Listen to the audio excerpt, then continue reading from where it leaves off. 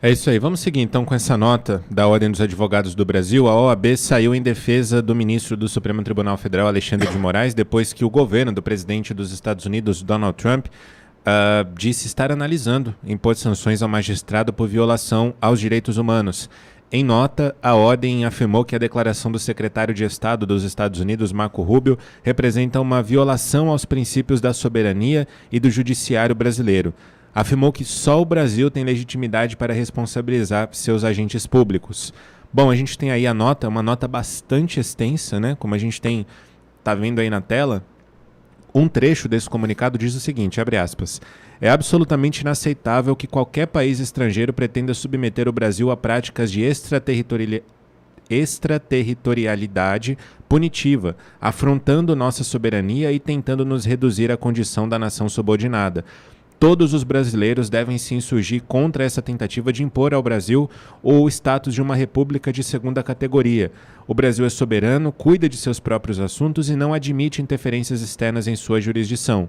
Fecha aspas. Na quarta-feira, Rubio afirmou que há uma grande possibilidade de o governo Trump sancionar Moraes. Segundo o secretário, o ministro do Supremo pode ser enquadrado na Global Magnitsky Act, uma legislação norte-americana que permite impor punições a pessoas acusadas de violações de direitos humanos. Os indivíduos sancionados ficam impedidos de entrar em território norte-americano, têm todos os bens e ativos nos Estados Unidos congelados e ficam proibidos de realizar transações com cidadãos ou empresas no país. Bogo, a gente tem uma manifestação da Ordem dos Advogados do Brasil dizendo o seguinte para o governo Trump.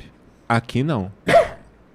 João, primeiro que, pelo que eu levantei, não é uma nota da Ordem dos Advogados do Brasil. Essa nota é da Comissão Nacional de Estudos Constitucionais da OAB, tá? Mas pelo que eu vi a nota, ela é assinada pelo Dr. Marcos Vinícius Furtado Coelho, que foi presidente da OAB entre 2013 e 2016.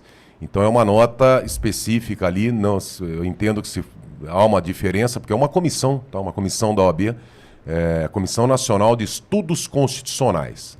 Eu tenho que lembrar ao Dr. Marcos Vinícius Furtado Coelho, que inclusive tem várias ações no STJ, no Supremo, ações inclusive milionárias, onde, se eu não me engano, o escritório do Dr. Nefe Cordeiro, né, foi ministro do STJ, também participa. Enfim, tem várias ações lá, tem um conhecimento amplo na legislação e nos tratados de direito internacional.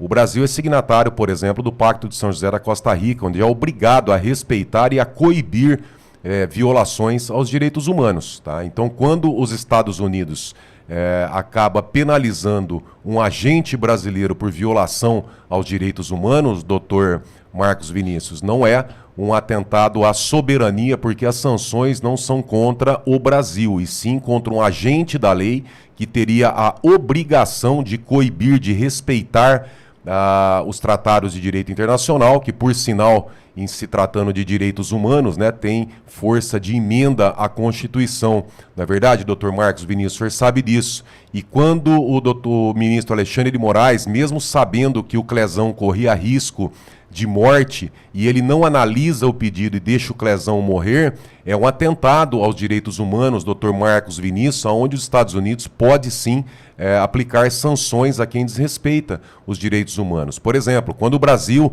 cria um tribunal de exceção, doutor Marcos Vinícius, nós sabemos que esses réus deveriam ser julgados em primeira instância, mas estão sendo julgados num tribunal de exceção. Isso aí também é uma afronta aos direitos humanos, doutor Marcos Vinícius. Numa denúncia onde não tem individualização de condutas e de agentes, né? É uma denúncia genérica, onde fere princípios constitucionais, por exemplo, como o contraditório e a ampla defesa, porque você não tem como se defender de uma denúncia genérica, né?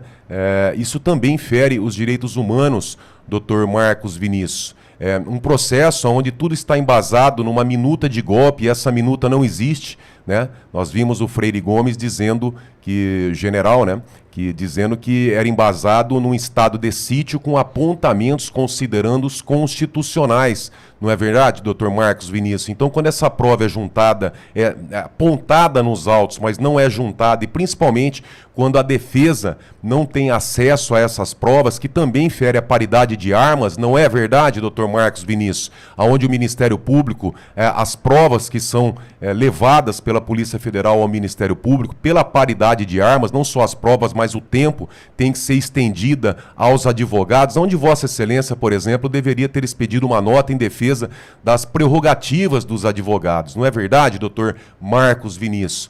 Quando nós tratamos de um crime impossível, que nós sabemos que não teve arma, não teve exército, não teve forças armadas, o crime pelo artigo 17 do Código Penal, doutor Marcos Vinícius, era impossível a tentativa.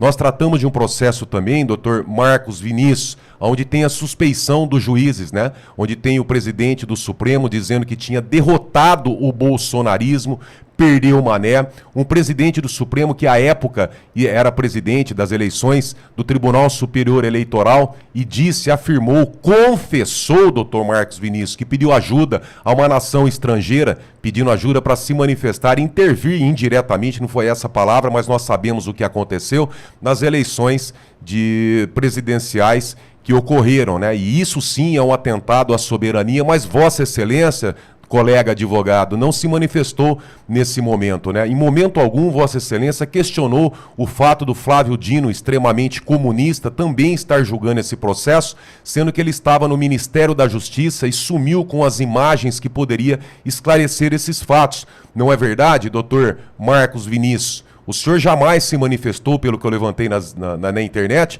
sobre o prejuízo ao contraditório e à ampla defesa, quando os nossos colegas advogados não tiveram acesso às colaborações premiadas do Coronel Cid. Não é verdade, doutor? O senhor não defendeu as prerrogativas dos advogados. O senhor jamais se manifestou, eu não vi nas redes sociais e na internet, sobre a falta do duplo grau de jurisdição, porque os réus não têm acesso, não têm chance, isso aí fere os tratados de direito internacional e os direitos humanos, que não tem a quem recorrer, não é verdade? O senhor não se manifestou, que eu também não vi, sobre a falta de citação do Paulo Figueiredo, que poderia ser citado através de carta rogatória, e ao contrário disso, há um pré-julgamento e uma manifestação do ministro Alexandre de Moraes ameaçando e intimidando o Paulo Figueiredo. O senhor também, eu não vi o senhor se manifestar sobre a manipulação de provas do Felipe Martins, que não estava nos Estados Unidos. Muito pelo contrário, tem indícios aqui mais do que suficientes de crime ocorrido para justamente colocar o Felipe Martins na cadeia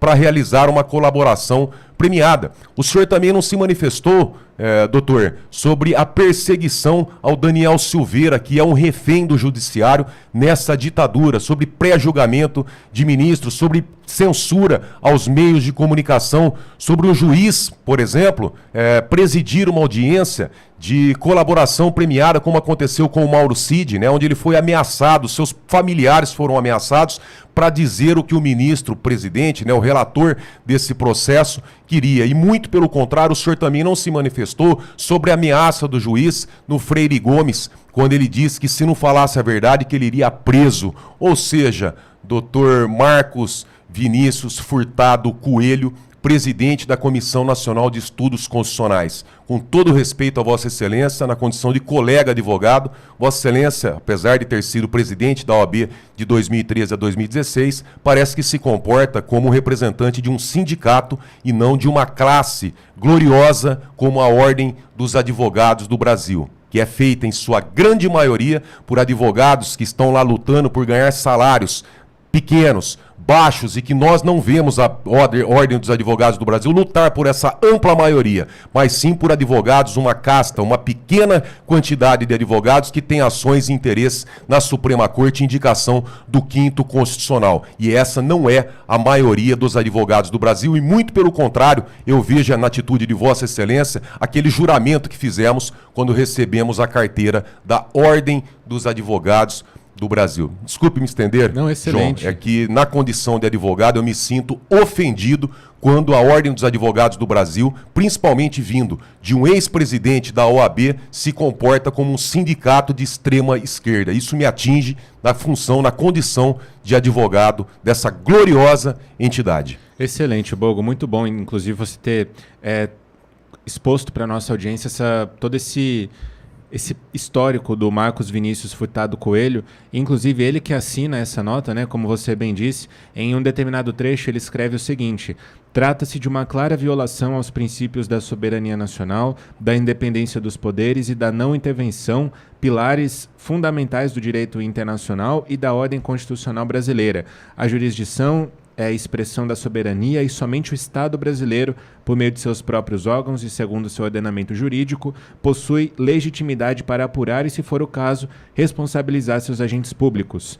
A OAB Nacional, aí ele cita aqui a OAB Nacional, por meio de sua Comissão de Direito Constitucional, reafirma seu compromisso com a defesa intransigente da soberania brasileira, da autonomia das instituições e da plena observância dos princípios que regem a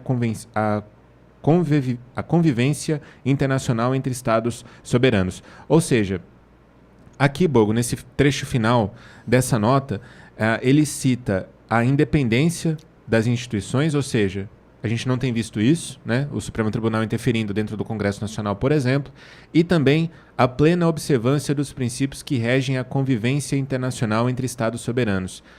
Isso existe no Brasil? Independência de poderes, doutores, como é que os senhores se manifestam em relação àquela pressão que teve, onde 3 ministros atravessaram a Praça dos Três Poderes e foram coagir os deputados federais? O Congresso Nacional queria aprovar o voto auditável, onde após a visita de 3 ministros, os presidentes de partidos trocaram os líderes partidários.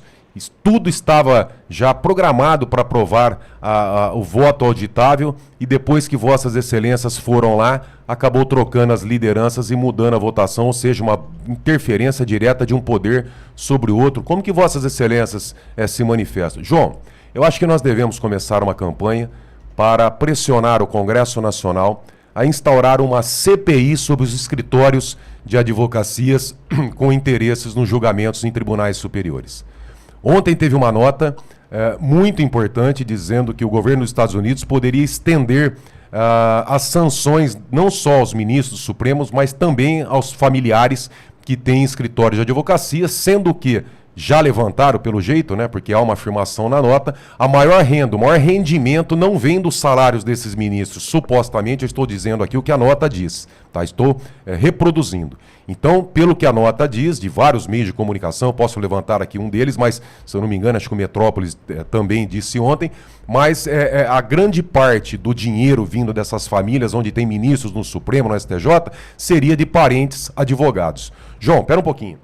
Se eu sou ministro do Supremo e minha mulher ganha muito mais do que eu, ao ponto de eu usar, por exemplo, um relógio de 50 mil reais, você não concorda comigo que quem deveria ser ministra do Supremo era ela e não eu? Porque se ela tem uma competência, uma capacidade para ganhar muito mais do que eu, porque provavelmente, né, e não é um caso específico, um caso individual, são vários casos ali, pelo que já levantaram, onde as esposas ganham muito mais dinheiro nos escritórios de advocacia do que os ministros. Espera um pouquinho. Se isso está acontecendo, aonde os ministros vão julgar as causas dos escritórios de advocacia onde esses parentes trabalham? Espera um pouquinho.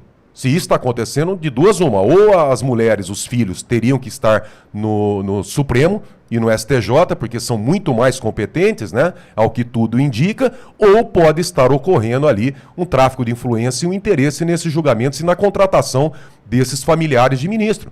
Ontem também surgiu que há uma certa disputa de algumas empresas para contratar escritórios de parentes de ministros. O filho do ex-ministro, que é ministro da Justiça agora, ex-ministro do Supremo, do Ricardo Lewandowski, sendo contratado por as entidades que roubaram o Brasil, ganhando ali 200 mil reais de honorários em cada contratação, enfim. Espera um pouquinho.